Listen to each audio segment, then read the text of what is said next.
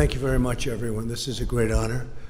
And I see you have social distance on your mind, and that's a very good thing. Jovita, congratulations. Tremendous job you're doing.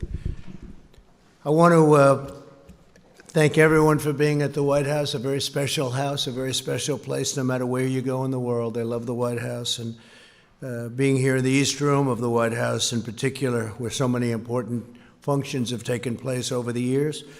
And today we're really celebrating American workers and small businesses, and we've done a job for you, and we're going to make it so as we open up our country, you're going to be in good shape as opposed to be either losing your business or how do we get some people to work here, especially since your employees were so good over the years, and those are the ones you wanted. So we made that possible for you.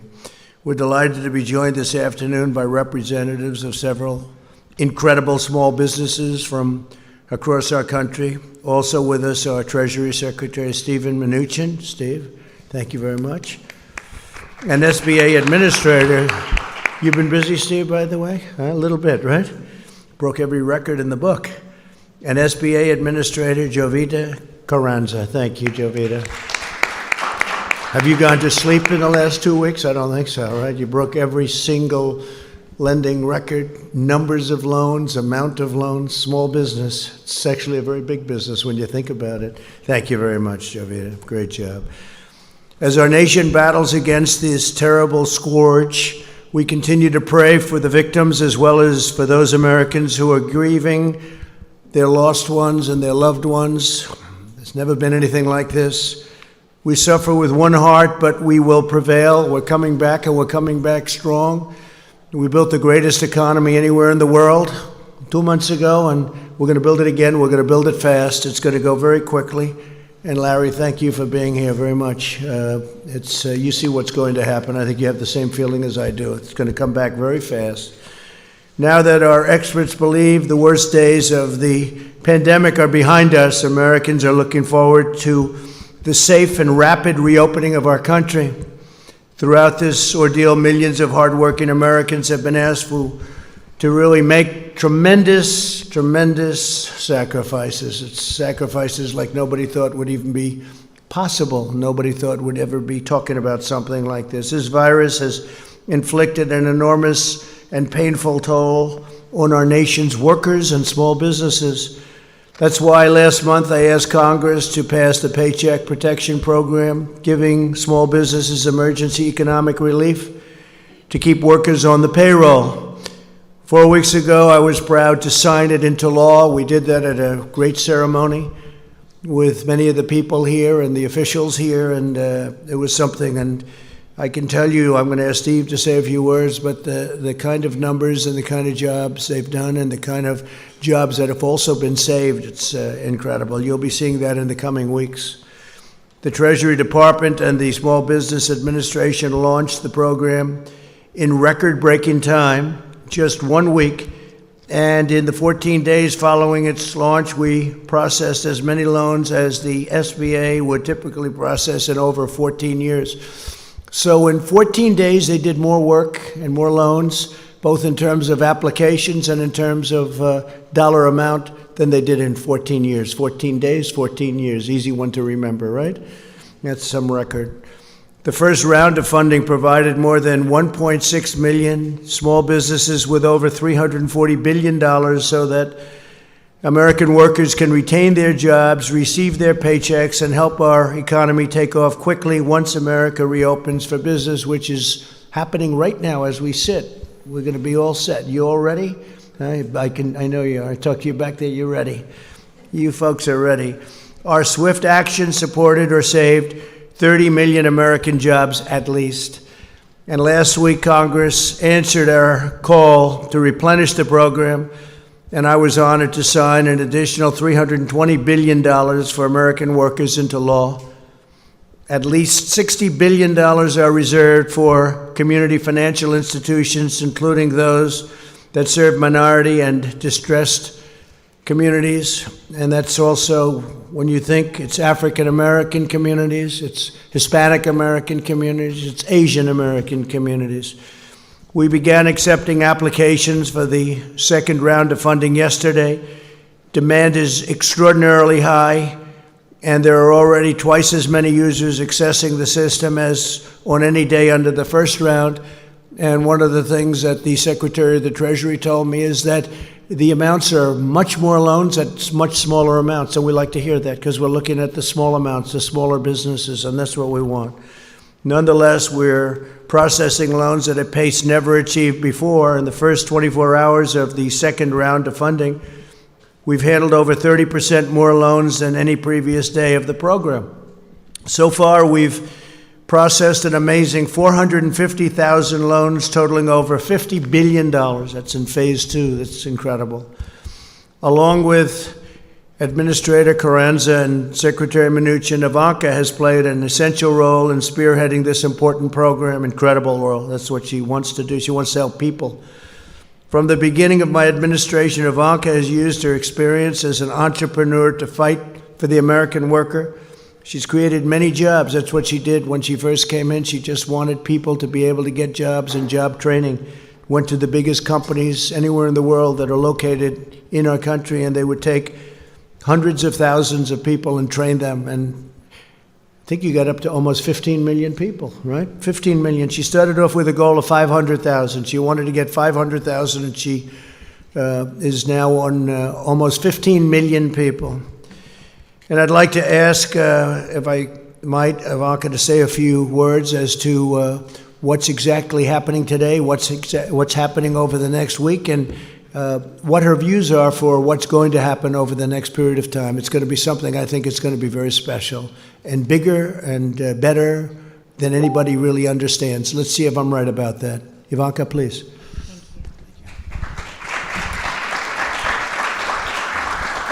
Well, thank you, everyone, and thank you, Mr. President, for convening this incredible group of entrepreneurs and small business owners who very much represent the soul and the spirit, the grit and the tenacity of America's small business owners across the nation. So we're grateful to each and every one of you for joining us here today, and very excited to hear your stories and hear specifically about how you're going through this challenge and how through the Payment Protection Program and through the PPP, you are able to keep your workforce employed. It's about your businesses thriving and growing within your communities. It's about your workforce, who each of you cares very dearly about. And I'd like to make a special call out of thanks to Secretary Mnuchin for his tireless work on this front.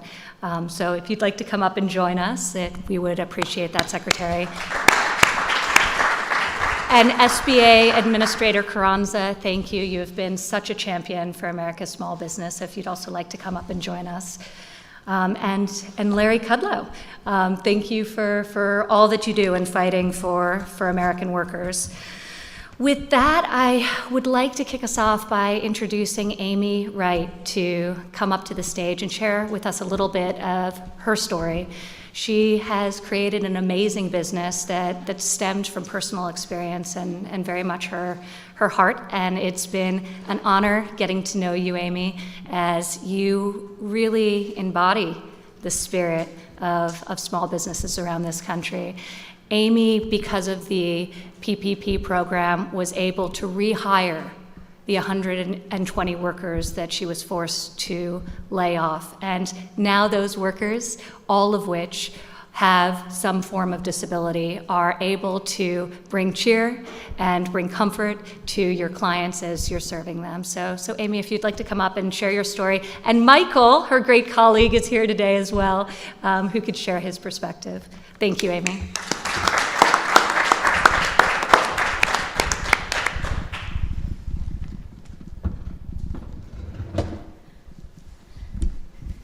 Thank you, Ivanka, Mr. President. I am so honored to be joined by my employee, Michael, who you will hear from in just a moment. Biddy and Beau's Coffee is more than a coffee shop. It's a human rights movement. We employ 120 people with intellectual and developmental disabilities, and for most of them, it's their first paying job, which made the decision for us to temporarily close all 5 of our shops especially difficult. But thanks to the Paycheck Protection Program and the incredible team at Live Oak Bank, all 120 of our employees are back on the payroll today and working from home, writing handwritten notes that we include with each online order we ship.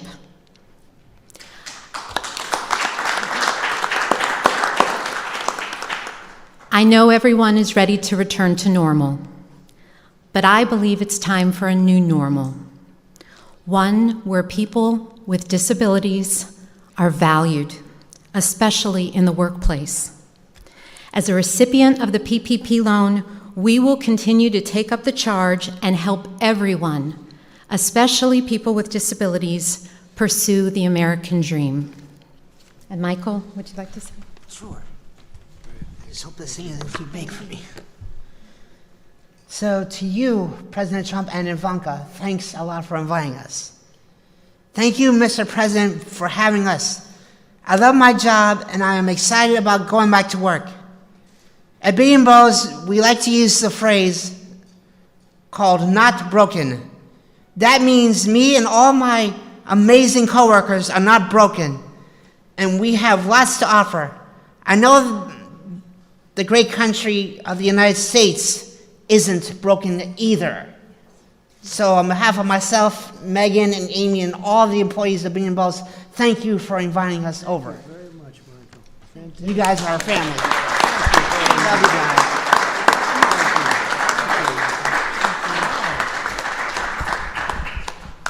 guys. That's better than we did.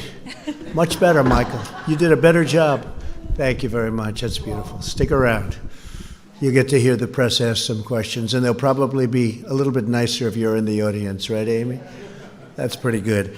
Also, I'd like to ask Tony Stafford, Chief, sort of the boss, I guess you could say, chef and founder.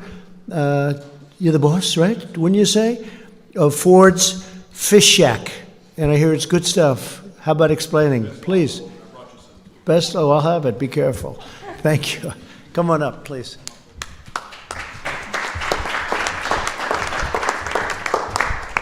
Thank you. I'm here representing, well, thank you, first of all, for inviting Mark, my great employee, with us. We're here representing the restaurant industry, which has been really hurt hard by this with the closures and things like that, so I'll keep it brief. I'd first like to thank the President and the Vice President for leading us through that pandemic. It has devastated our restaurants. Over the last 6 weeks, my 3 restaurants have been devastated.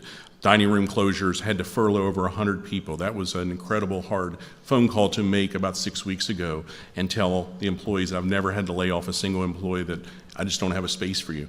We just don't have, the restaurants are closed, and it was just extremely hard, and it was very emotional, and it was one of the hardest choices I ever had to make. So it was tough, but I promised every employee we would do our best to bring them back, and we would fight every day, tooth and nail, to get them back into the restaurants and be successful like we were the 10 years before all this terrible stuff happened. And now with the help of the PPP loan and the success of the PPP loan that we were able to get, I'm going to be able to keep that promise and bring every one of those employees back. So thank you, Secretary Meduncha. Thank you. And it's been awesome to be able to tell them that we're going to weather this storm, we're going to get through this, and we're going to be stronger and more agile once this is over. The one thing that you can see with the restaurants, we're surviving out there. We're doing things that we didn't do before with carryout and curbside and delivery and all those meal plans. Those things are awesome to see my fellow industry leaders out there doing in the restaurant industry. So I commend every one of those restaurants that's fighting to survive out there. And so thank you all for that. We will get through this. We will welcome our guests back, and once our state opens up, we'll welcome them back and thank them for their support through all this. I have amazing stories of guests coming into our restaurant the day after the closures to just give us tips, give us cash to give to our employees we had to furlough. So those great stories, that will not be forgotten from any of our guests. So thank you for that. And I look forward to the one day when all restaurants and all small businesses can reopen and be as successful as they were before. So thank you very much. Mark? Fantastic. Thank you. So my name is Mark Underwood. I am an employee of Ford's Fish Shack, so I am a living example of what your plan has done. I'm a husband, father of 5. My mother lives with me. And just listening to Tony talk about that day when the layoffs happened, it's a little emotional. But with the PPP It has now given life to my family. It has injected hope in our business, and it's allowing us to fight the fight. So I appreciate it from everybody on your team to help us get through this issue that we're going through. So thank you very much. Help you. Thank you. Is he a great chef or a good chef? He's a great chef. Thank you very much. Thank you. Thank you. Larry.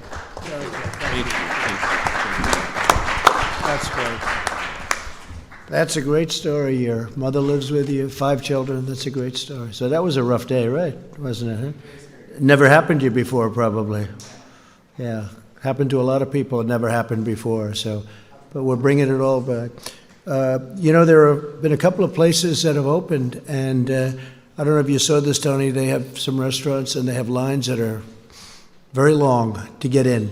People want to be back. They want to come back. We're going to bring a country back. They want to get to work. And I know you were in that category very much, so it's great. Thank you, fellas, very much. Jackie Crick, CEO and founder of ECU Communications. Jackie, please.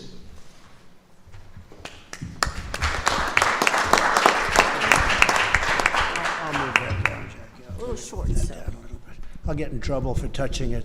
They'll say, he touched the microphone. What am I going to do?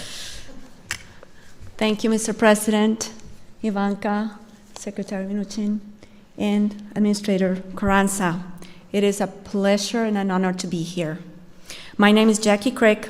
I'm originally from Bogota, Colombia, in South America. Yay. And I've been here many years, and a big part of those years that I've been here, I've been CEO of ECU Communications, which I founded 16 years ago. We focus on advertising and marketing with niche products for diversity recruitment and outreach programs. But more than anything, we're a woman-owned small business, minority-owned 100%. So just like many of the stories that I've heard before me, and I'm sure the ones that are coming, we are concerned about the future. And being able to get that PPP loan has given me and my staff a little peace of mind to know that we're going to be okay. Just at the end of February, I hired 3 more staff members. We're 30 now. So when we heard the news about going home and working from home or not being able to work from home, you know, the first thing that goes to your mind is, how am I going to support or tell these folks that they need to go? Being able to get the PPP loan has given me the ability to have that peace of mind that I'll keep them, their treasured staff, and I'll be able to continue to focus on my program. Thank you so much for what you do, for your leadership. Thank you. Great job. Thanks. Thank you, Jackie. Great job. Chris Stansbury, co-founder and partner, West Virginia Eye Consultants. I like West Virginia, you know. I like it. We'll put that up. you. Like you, sir. I like it. They like me, too. Thank you, Mr. President. Thank you, Ivanka, Mr. Secretary, Madam Administrator. Appreciate the opportunity to be here today. It's just an honor and a privilege as a small business owner. It's very meaningful to have this opportunity. My company is called West Virginia Eye Consultants, based out of Charleston, West Virginia. And we started in 2011, and we had 2 doctors, 1 employee, and 1 location. And over the last 9 years, we've been blessed with a lot of growth. We've worked hard. And in February, we celebrated our 9th anniversary with 7 locations, 7 doctors, and almost 60 employees. So it's been a great ride. But just a month later, thanks to COVID-19, we shut most of it down. And my partners and I were just overwhelmed, just bewildered. We weren't sure how we were going to survive this. But thankfully, Congress passed the CARES Act, and President Trump signed that into law. And as part of that, the PPP loans became available. And my partners and I applied for PPP loan through the SBA, and we were so gracious and so thankful to receive that, because it's been a lifeline for us. As soon as we received those funds, we were able to start paying our utilities, our rent, and start bringing some of those employees back that we need to get staged to begin to reopen the economy. And so we're just so grateful for President Trump's leadership and Congress for working with him to get us through this crisis. So thank you so much, sir. We appreciate all your help. Thank you. So you do eye examinations, doctor? Yes, sir. And you do glasses and all that? I may have to see you. Okay? I guarantee you're probably better than these high-priced people. I used to see the highest priced, and they were not the best. I'll bet you're better than all of them. So I may have to see you, doctor. I'm serious about it. We can do something quickly, all right? You move quickly too, right? No long meetings. Good. I may have to see you, doctor. Thank you. Tissa Clark, President and CEO, J.D. Clark Professional Services. J.D. Clark. Hi. Come on up.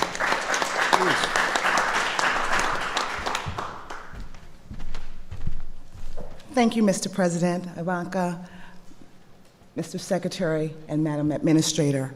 I am Tissa Clark, President and CEO of J.D. Clark Professional Services.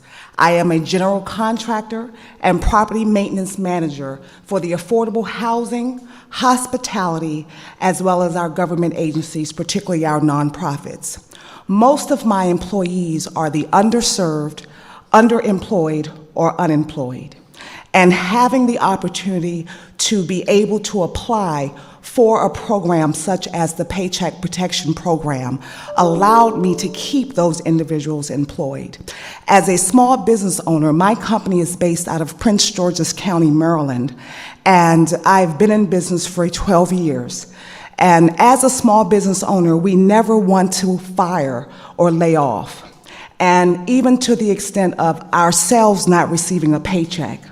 And so I forgoed my paycheck until I could get funds. And so now with the funding that we received via M&T Bank on last Monday, it has allowed us to continue to pay our staff and for even myself as the business owner to once again take a paycheck. So this program is phenomenal for our small businesses. Also, as a side note, Madam Administrator, I did also apply for the Economic Injury Disaster Loan, and I did receive my advance on Tuesday of last week. So these programs are very critical for the small business community, but I do believe that we as small business are strong and we are resilient and we will bounce back. Thank you. Have you ever thought about running for office? You could do it very easily. Huh?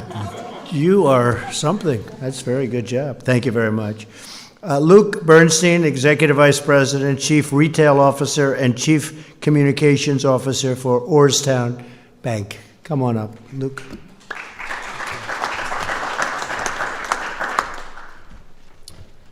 Thank you, Mr. President. Ivanka, Secretary Mnuchin, Administrator Carranza. I'm Luke Bernstein, proud to be here representing Orrstown Bank.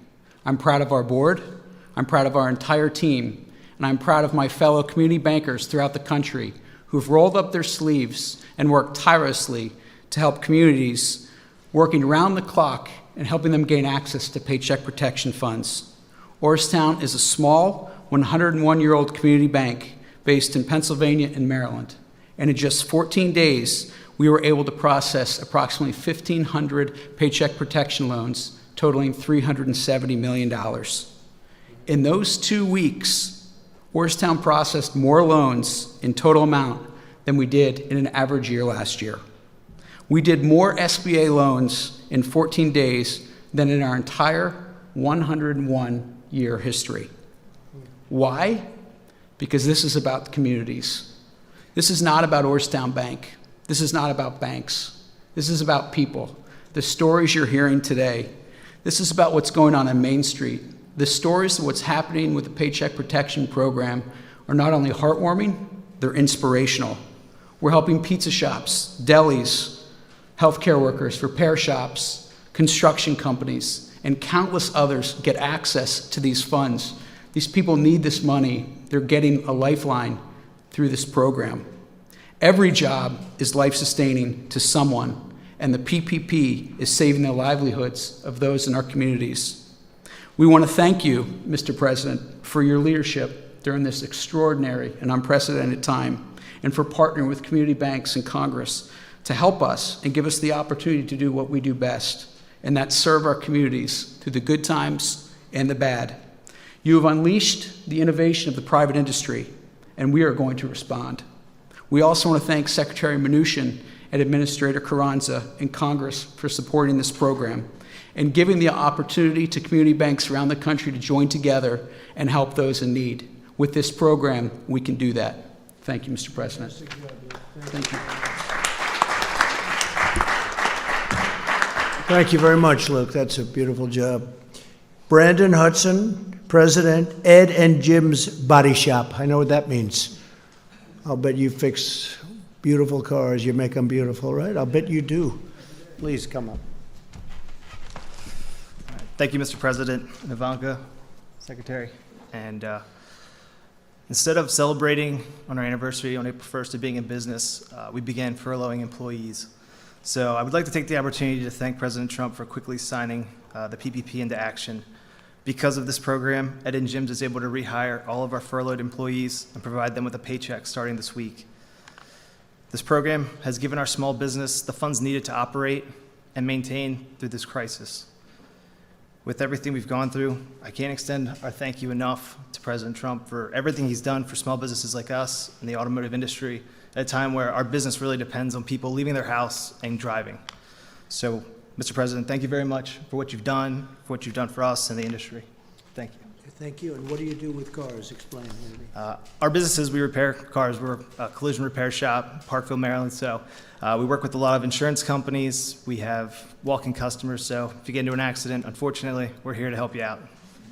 Can you generally fix, like when there's a problem with a car, can you generally fix it without sending for new pieces? Or do you generally have to put new pieces on if it's a big collision? It depends. On a big collision, we're mostly probably replacing some stuff, but we can repair a lot of things. So, we've been fortunate enough that we are able to repair a lot of things, but, with the demand for manufacturers to move to producing other things such as PPE and things like that, we're a little nervous about what that means for the future for us right now. But, we know you'll do the right thing for us. After today, you'll have a lot of customers. We appreciate you, sir. Thank you. Thank you very much. Thank you, Brandon. Thank you, Brandon. Allie Mills, Executive Vice President, Plum Contracting, Inc.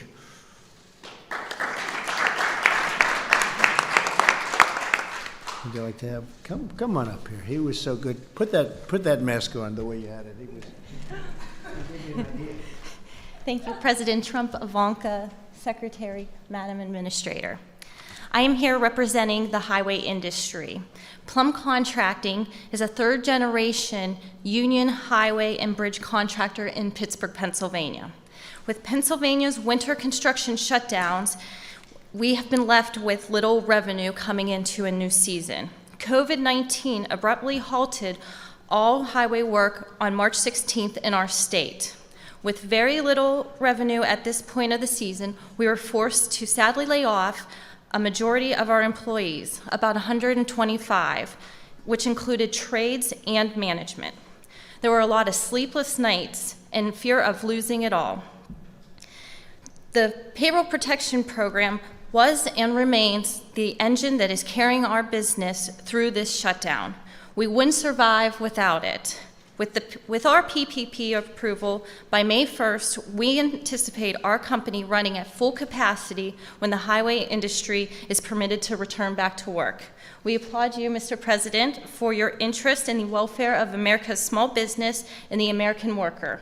And thanks to all that, my company will be here to work on a big infrastructure program very soon when you're ready to do that. Good. Thank you. Very much. Thank you. I was with Governor Ron DeSantis of Florida, which is interesting from your standpoint because we talked about the business that you're in, and he noticed that right into the immediate shutdown, he noticed there was very few cars on the road, and he did very opposite of what a lot of governors did. He said, "This is a great time to fix our roads and highways," and I said, as soon as he said it, this was in the Oval Office 2 hours ago, he said, I noticed there was very few cars, and isn't that better than fixing them during rush hours and when there's traffic and when it's booming, like hopefully over the next few months it's going to be again, just like it was before, the best we've ever had, and then we had to close it down. So he's fixing roads and bridges and doing a tremendous amount of work during this period of time, and I thought it was very smart. So it's a little bit the opposite, but to each his own, right? To each his own, but it made a lot of sense to me when I heard it. I'd like to ask Secretary Mnuchin to come up and explain just a little bit about how well it's going, how the kind of numbers, the kind of records, to a point where there's never been anything like this, loans coming in, and how the loans are actually smaller than in phase one, and that makes us happy because that means smaller businesses, and that's where that's what we're looking at, that's what we're aiming at this time. Please, Steve. Thank you, Mr. President, and Ivanka, thank you for putting this together. Your stories are the stories of the 60 million American workers that are going to have the benefits of the close to $1 trillion that the President and Congress have invested in small business to protect you and put you back to work. That's over $650 billion in the PPP. That's over $300 billion in disaster loans, and that's over $20 billion of grants. And I know the press has commented on a lot of big companies that inappropriately took the money, and we've been very clear. We announced today that any loan over $2 million will have a full review for forgiveness before they're repaid, because this is the story of small business here. And I am so pleased to see how this is working. So thank you, Mr. President. I'd also just like to comment, we're going to be up to close to 120 million of direct deposits in checks for the economic impact payments.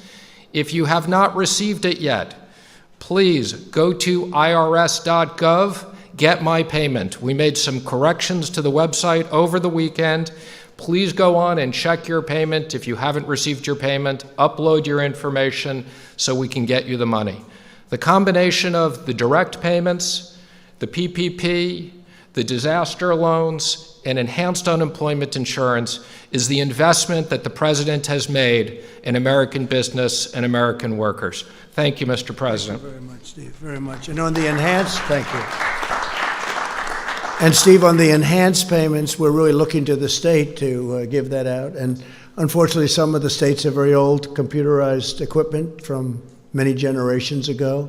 But they have the money to give out, and they'll give it out as it comes, and hopefully they'll be able to do the job. Some states have been very efficient, and others have had a hard time, but you'll work with the ones that have had a hard time. But we rely on the states, and we are relying on the states to get it out as quickly as they can, considering especially some of the equipment they have. Maybe now they'll be able to buy new equipment, right? When we get all finished, we'll have nice new computerized equipment so they can do it. With that, if you'd like to ask a few questions, I think this would be a good time, because with these incredible people, this is the media. You've heard me talking about it on occasion, seldom, right? But on occasion. And I think with you in the room, I have a feeling that they'll ask me much nicer questions. They'll tone them down, right? And thank you for the apology. I appreciate it. That was very nice. Yahoo! I appreciate it. It was very nice.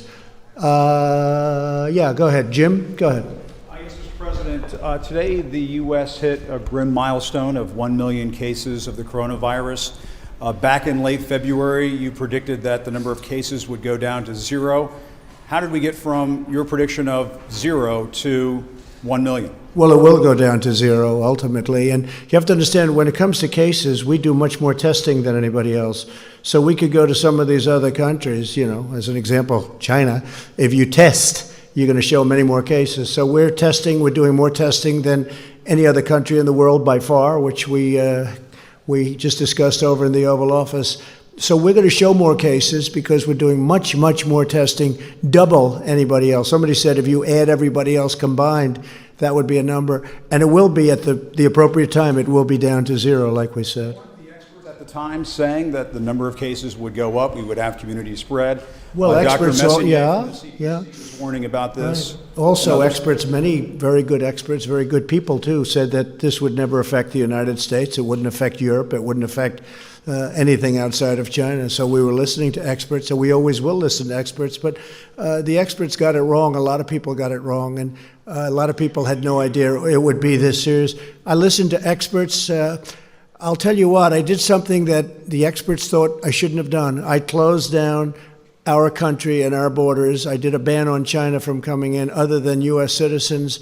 And we did very strong checks on even our U.S. citizens. Ron DeSantis was telling me before that when they came in, people were put into quarantine, people were checked, and we're doing that now. So, yeah, I think we did something well ahead of schedule. We did that at the end of January. People were talking about this wouldn't have an impact, as you know, even into March. So I think we've done a great job in the sense that we were early. I think by banning China, and banning people coming in who would have been very heavily infected, we probably saved hundreds of thousands of lives. So on that, I'm very proud. Yeah, please. Mr. President, it's actually Secretary Mnuchin as well. What about the idea of another round of stimulus payments to American taxpayers directly? Democrats, of course, up on the Hill are talking about the idea of guaranteed income, which obviously could go on for months and months and months. Yeah. What about another round of... Well, I like the idea of payroll tax cuts. I've liked that from the beginning. That was a thing that I really would love to see happen. A lot of economists would agree with me. A lot of people agree with me. And I think, frankly, it's simple. It's not the big distribution, and it would really be an incentive for people to come back to work and for employers to hire. The double tax on the company and also on the person. That's what I like. And something like that could happen. Also, I think you have to look, because a lot of people are talking, I assume your next question would be about states. And Steve and I talk about it, and I talk about it with Mitch and with Kevin and with everybody. And the problem with the states is we're not looking to recover 25 years of bad management and to give them the money that they lost. That's unfair to other states. Now, if it's COVID related, I guess we can talk about it. But we'd want certain things also, including sanctuary city adjustments, because we have so many people in sanctuary cities, which I don't even think are popular, even by radical left folks, because what's happening is people are being protected that shouldn't be protected, and a lot of bad things are happening with sanctuary cities. But that's just standing up here answering this question. That's one of the things I think about. If we were going to do something for the states, I think they'd probably want something having to do with sanctuary cities, something having to do with other different points that we can discuss a little bit later on. Yeah, Jeff, go ahead, please. Mr. President, you're going to sign an executive order today about meat packaging plants. It affects liability for them. What efforts or what measures are you looking at for liability for other industries and other businesses? Well, we haven't been talked about. It hasn't been asked on other industries yet. But with the meat packing and with the transportation, we have had some difficulty where they're having a liability that's really unfair to them. And we're going to be doing that. I think, Mark, we're going to be doing that fairly soon. It's getting drawn up. I should be signing that over the next hour or so, taking the liability, which frees up the entire system.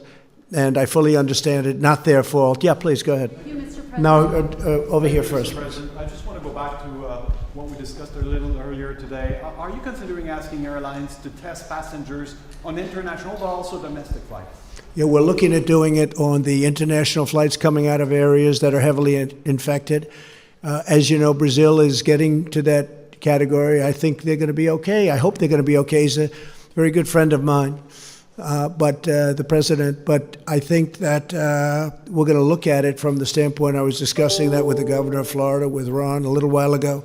So we're going to be looking at that coming in from other countries, frankly, but South America seems to be one that's talked about because they have so much business going into Florida.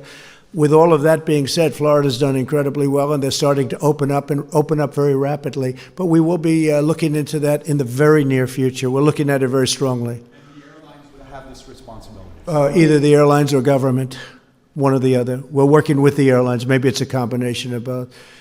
Kristen, go ahead. Thank you, Mr. President. Some health experts say the U.S. needs 5 million tests per day by June in order to safely reopen. You unveiled a plan yesterday that will increase testing, but not by that much. Why not? And can you get to that benchmark? Well, it will increase it, and it'll increase it by much more than that in the very near future. We're way ahead of everyone on testing. We haven't been given the press in terms of, I think, fairness of the press, but that's okay, and that's why I appreciated the statement before by Yahoo.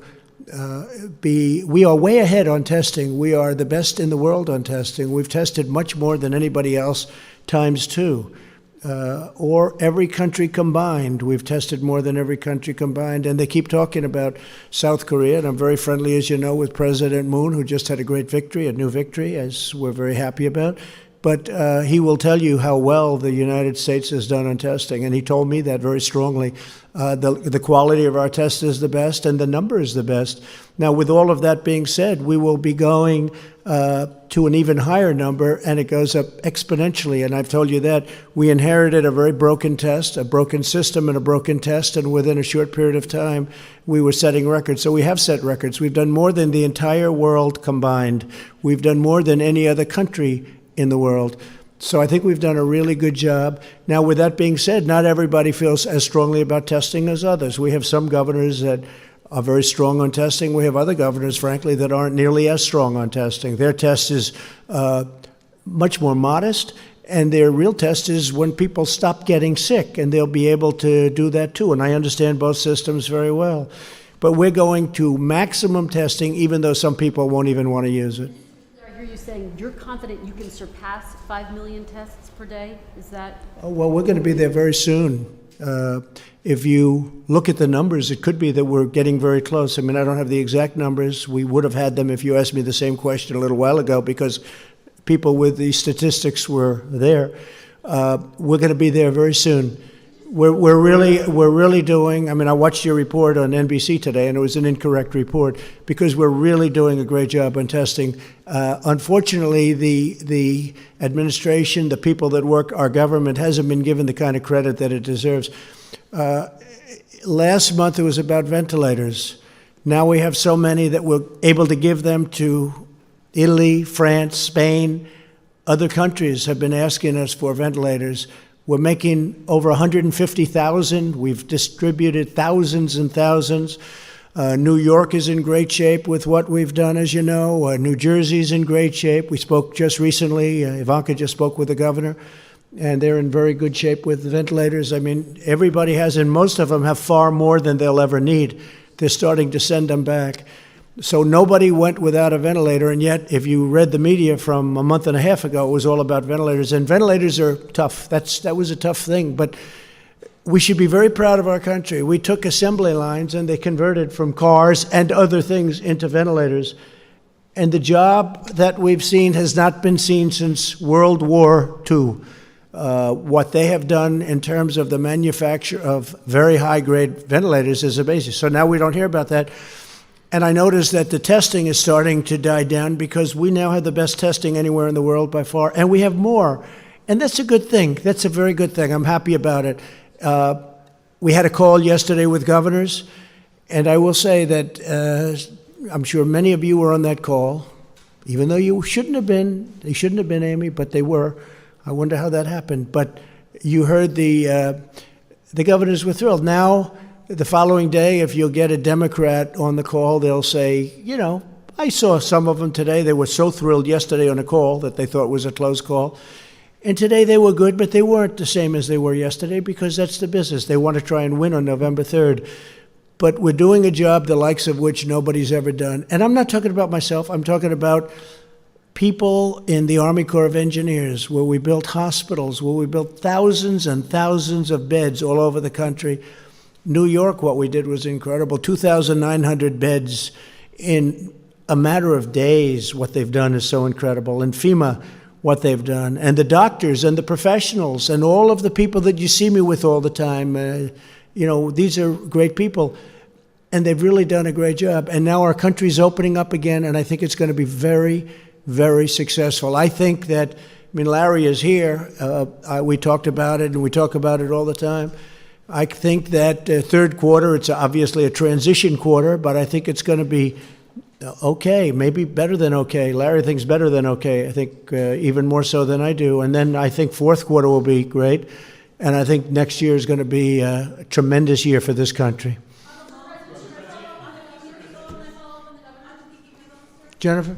Yes, on the PPP loans, can you say who's going to be responsible for that review that Secretary Mnuchin mentioned on the loans above $2 million? Who exactly will be responsible? The SBA will be responsible, and they have a team of people. They'll bring in additional people, And again, I want to assure the American public and the American taxpayers, we will make sure that these certifications were done accurately, or the loans won't be forgiven and there will be liability. Mr. President, Mitch McConnell today told some Republicans on a phone call that he does not want to fund infrastructure in a coronavirus stimulus bill. Do you have a reaction to that? I think Mitch is looking at it, as I do, to an extent, as the infrastructure. He likes infrastructure, we all do. We have to rebuild our country. $8 trillion has been spent. I wasn't in favor of it. I can tell you that in the Middle East. $8 trillion, think of it. And yet you wanted to fix a pothole in a roadway or in a highway in this country, and you didn't do it because they didn't have the money, because so much money was spent in the Middle East. Well, that's, as you know, a whole different story now. And we want to do infrastructure, but a lot of people, a lot of the Republicans would like to keep that as a separate bill. So we'll see how that works out, Jennifer. We'll see. Yeah, please. Mr. President, you said at the top of your remarks that you feel the worst of the pandemic is behind us. But without a treatment, without a vaccine, and states now reopening, how can you be so sure? Well, I think that, like other things, hopefully we're going to come up with a vaccine. You never know about a vaccine, but tremendous progress has been made. Johnson & Johnson and Oxford and lots of good things. You've been hearing the same things as I do. Tremendous progress has been made, we think, on a vaccine. You always have to say think, and then you have to test it, and that takes a period of time. But a lot of movement and a lot of progress has been made on a vaccine. But I think what happens is it's going to go away. This is going to go away. And whether it comes back in a modified form in the fall, we'll be able to handle it. We'll be able to put out spurts. And we're very prepared to handle it. We've learned a lot. We've learned a lot about it, the invisible enemy. It's a bad enemy. It's a very tough enemy, but we've learned a lot. It's in 184 countries, as you hear me say often. It's hard to believe. It's inconceivable. It should have been stopped at the source, which was China. It should have been stopped very much at the source, but it wasn't. And now we have 184 countries going through hell. But I think that a lot of good things are going to happen, and I really believe that fourth quarter is going to be maybe tremendous, and the next year I think has a chance to be really getting close to record setting. We hope so. We hope we can be back where we were. We had the strongest economy anywhere in the world, and I hope we're going to be back there again. Go ahead, please. Yes, you've spoken about your friend who passed away. I was wondering if you've spoken to the families of anyone else who's lost loved ones to COVID-19, if there's any particular stories that have affected you. Well, I have many people. I know many stories. I've spoken to 3, maybe I guess 4 families. Unrelated to me, I lost a very good friend. I also lost 3 other friends, 2 of whom I didn't know as well, but they were friends and people I did business with, and probably almost everybody in the room did. And it's a bad death. It's a bad thing. It grips onto some people. Now we found out that young people do extraordinarily well. That's why I think we can start thinking about schools. But of course, we're ending the school season, so it wouldn't be probably you wouldn't be back for too long. I noticed where Purdue University, a great school in a great state, wants to open and have students come in. I think that's correct. Some colleges, I think I saw Harvard wants to have students come back in the fall. I would hope that they'd have students. I think that the whole concept of computer learning is wonderful, but it's not tele-learning. But it's not the same thing as being in a classroom in a great college or a college of any kind, college, university. There's nothing, you can't replace that.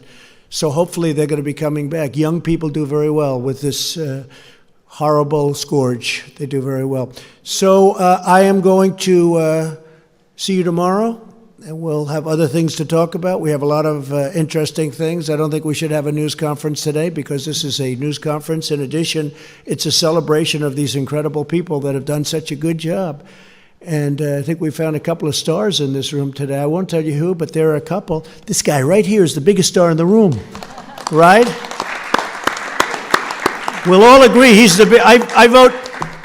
I vote for you, okay? Great job you've done, and I really appreciate it, too. I appreciate you being here. Couldn't have done better. And of course, Megan and I maybe like to know if you and some of your hostess, staff members, bodyguards, or anybody in your company would like to come to Annapolis to our company. Be careful, that could happen.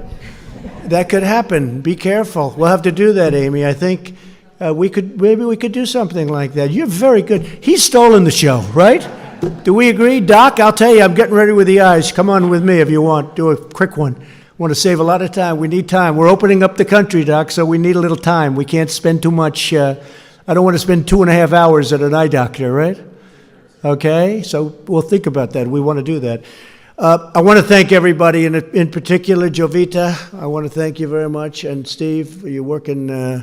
I can call Steve at any time. I can call him at 2 in the morning, 6 in the morning. It doesn't make any difference. I say, did I wake you? The answer is always no. He's doing a great job. We're proud of him. And everybody is, everybody. Our government, we have to be proud of our government, and we have to be proud of our country. These are really terrific people. We're going through a period of time, the likes of which we've never seen in this country before. Certainly, even if you go back into 1917, it was the worst of all time, but it was also not as bad here. It was very bad. It was very rough. It was a bad one, but it wasn't quite like what we're going through right now. And it's because of the amazing, when you look at how contagious this is, where people literally just being in the same area with other people, it catches. So I'm very proud of this country, I have to say. I'm very proud to be your president, and I'm very proud of this country. Thank you very much, everybody. Thank you.